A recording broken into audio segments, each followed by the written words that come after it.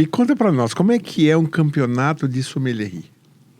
Bom, campeonato sommelier, você basicamente tranca todo mundo numa sala, cada um com uma garrafa na mão, o último que sair vivo é o campeão.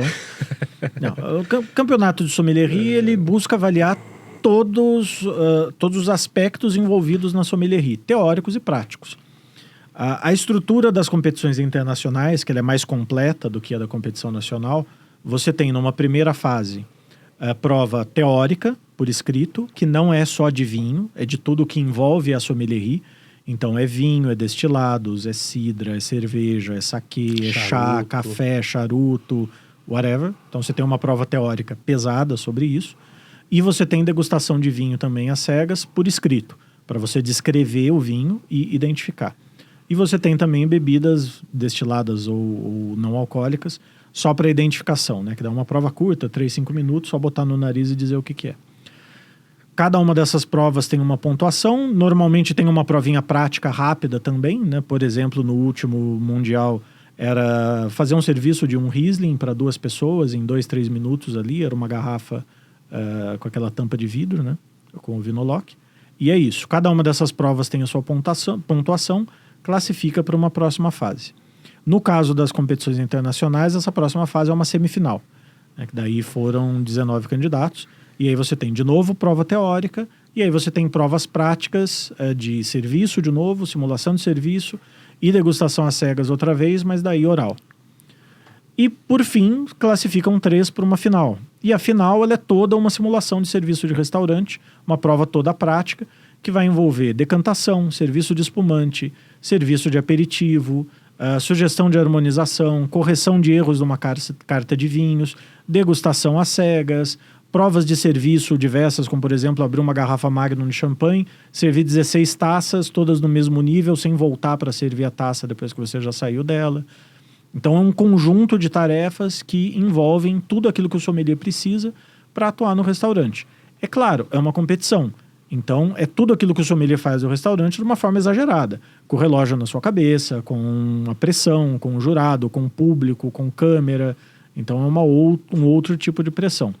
A competição no Brasil, a primeira que eu disputei em 2009, ela teve esse formato de prova prática já na primeira fase. Desde então, as demais, a primeira fase ela é só uma prova escrita, às vezes com a degustação por escrito. E a segunda fase, que daí é a mesma coisa, é uma simulação, teatro, prova prática e tudo mais.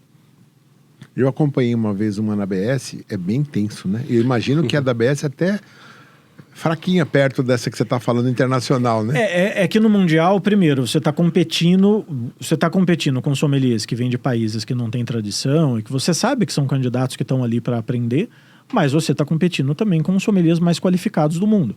E você chega numa mesa para fazer o serviço, você está ali sendo avaliado por Master of Wines, por sommeliers que foram os campeões nacionais anteriormente. No último Mundial, um dos jurados no palco na final era Jancis Robinson. Então, e assim, ninguém sabia que ia ser a Jancis, nem o público. Só na hora que abriu a cortina e os finalistas já estavam numa sala à parte, é que a Jancis estava ali. Daí quando os candidatos chegaram para começar o serviço, olha, a Jancis Robinson. Então tem um certo impacto para mexer no psicológico do cidadão, né? Mas no brasileiro também tem, obviamente, uma certa tensão. Claro, como eu já disputei muitas competições, venci 3 vezes e estive em 3 finais de campeonatos brasileiros. Quando eu cheguei no último, é óbvio, para mim é muito mais relaxado, é muito mais tranquilo, mas para os candidatos que estão pela primeira vez numa final, pela segunda vez, é muito tenso e isso você percebe claramente nos candidatos. Quais anos foram que você ganhou? Eu fui campeão em 2012, em 2016, né, que deveria ter sido em 2015, mas a ABS não conseguiu e organizou em 2016, e depois em 2018. Até então o campeonato era a cada 3 anos. De lá para cá, a ABS fez uma mudança na regra que não me permite mais disputar. E a ideia deles é fazer o campeonato todo ano. Então teve 2019, 2020 não teve por conta da pandemia, mas já teve 2021 de novo, mas daí 19 e 20 eu já não pude disputar. Tá pensando que você é o quê? Louis Remington? Foi isso que a ABS falou para você, né? Menos. Após 3 títulos, né? Eles barraram agora. Né? Então, assim, eu tenho respeito pela decisão da ABS, porque é uma decisão que eles têm a Não foi para você, né? foi e não foi. Médio. Eles têm a argumentação deles que é válida, apesar de eu não concordar. Eles entendem que, olha, a gente precisa de renovação. Você tem muitos sommeliers que já não vêm disputar o campeonato porque sabem que o Diego vai disputar e o Diego já tem uma experiência, já está preparado, ele já vem em outro ritmo. Então a gente precisa abrir para novos nomes e novos talentos. Então eles colocaram uma regra que, olha, quem já representou o Brasil em 2 competições internacionais não pode mais disputar. Eu acho que o correto era você trabalhar na categoria de base para subir o nível de quem está vindo e não eliminar quem já está num nível superior.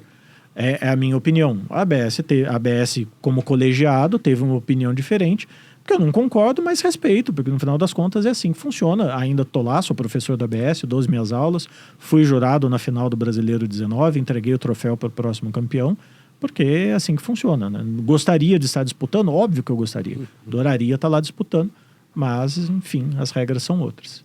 Em 19 foi o Thiago Locatelli, né? 19 foi o Thiago Locatelli, agora em 2021 foi o Renato Neves, lá do Rio de Janeiro.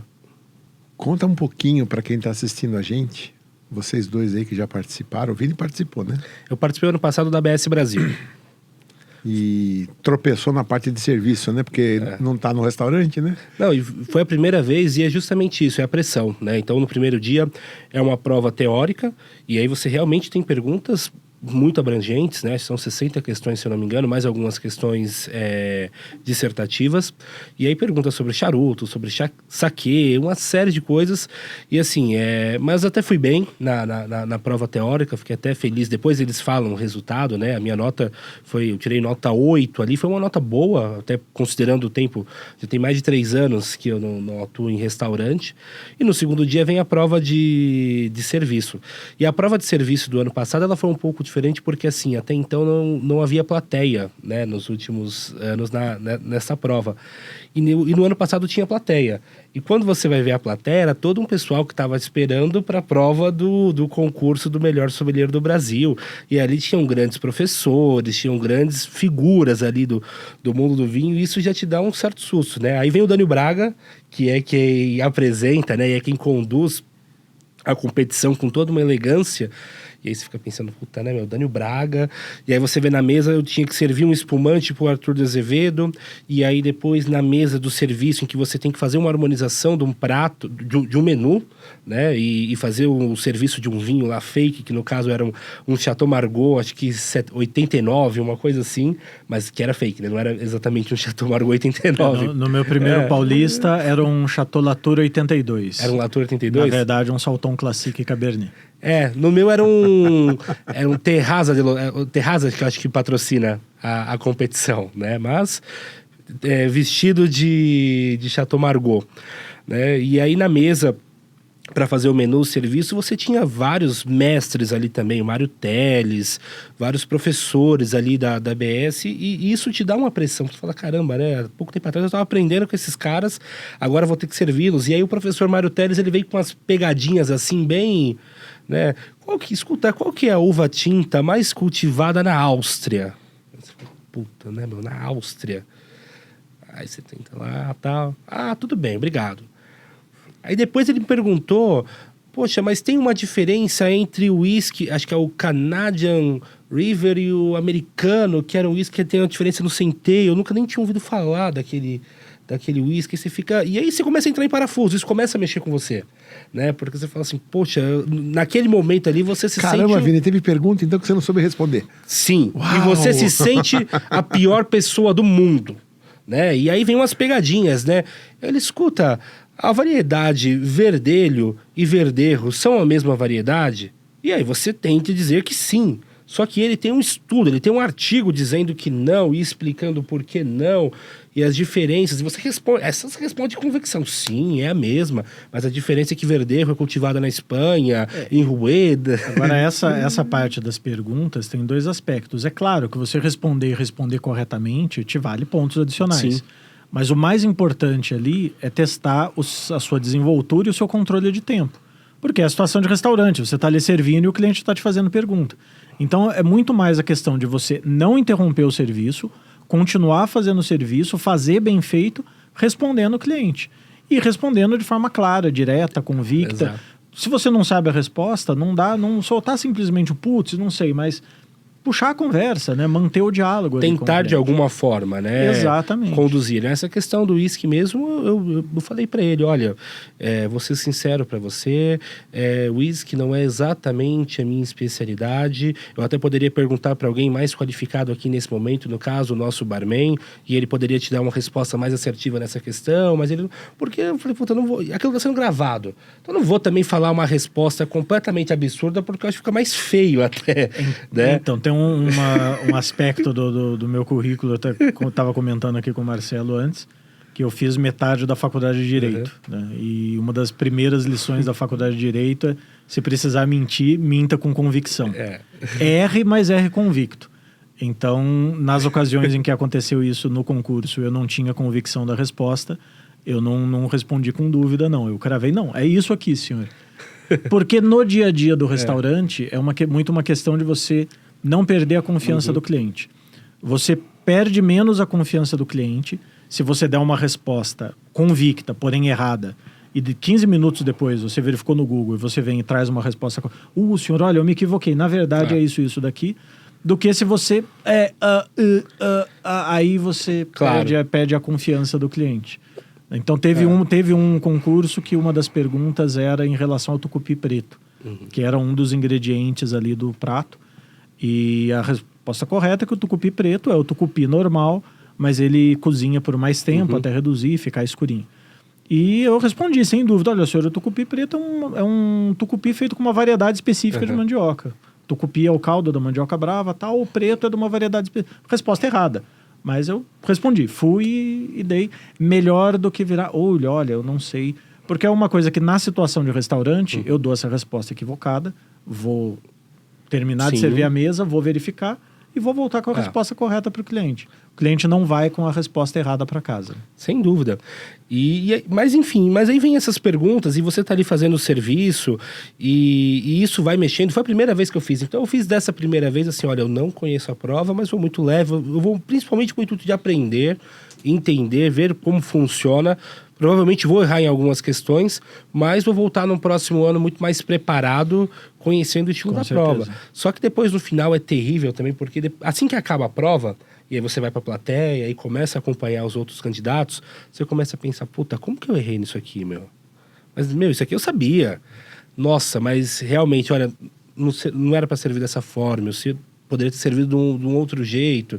Então, isso começa a mexer um pouco com você. Eu fiquei feliz porque na parte sensorial, da degustação dos 3 vinhos, né? A prova começou com degustação de 3 vinhos e depois de 5 bebidas às cegas, eu acertei todas. Então, pelo menos a minha parte sensorial tá em dia.